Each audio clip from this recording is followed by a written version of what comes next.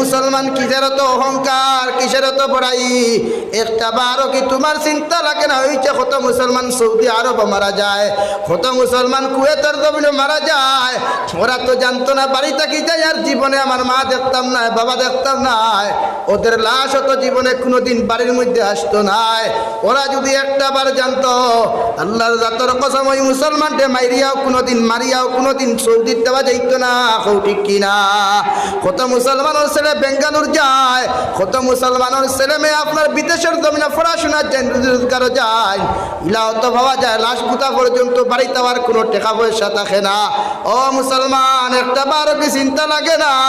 ওই নাফরমান অবস্থায় যদি যারা পরিমাণ গুনাহ লইয়া যদি জমিন থেকে চলে যায়, ওই কবর 3.5 হাত কবরের নিচে বিসমিল্লাহি ওয়া আলা মিল্লাতে রাসূলিল্লাহ হইয়া দাফন করার সাথে সাথে আমার মা চলে যাবে, বাবা চলে যাবে, আমার খলিঞ্জার টুকরা ভাই আমার কবরের দ্বারা থাকতো না, আমার খলিঞ্জার টুকরা বাবা আমার কবরের পাশে থাকতো না, আবার ছেলেও থাকতো না।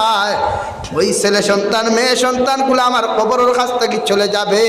কবরের মধ্যে একাই একবার একলা আমার কবরের মধ্যে হুতাইয়া যখন সারা মানুষ 40টা কদম চলে যাবে, 2 জন ফরিস্তা আপনারা আমাদের সওয়াল করবা। 1 নম্বরে সওয়াল করবা মার রব্বুকা, 2 নম্বর মা দীনুকা, 3 নম্বর মান নবিয়্যুকা মান হাযার রাজুল। ও আল্লাহর বান্দা, তোমার রব কে ছিলেন? কোন তোমার ধর্ম কি? তোমার নবীর নাম কি বলে দাও। অথবা ওই নবীজির চেহারা মুবারক দেখাইয়া কইবা ওই ব্যক্তিরে কি তুমি চিনো?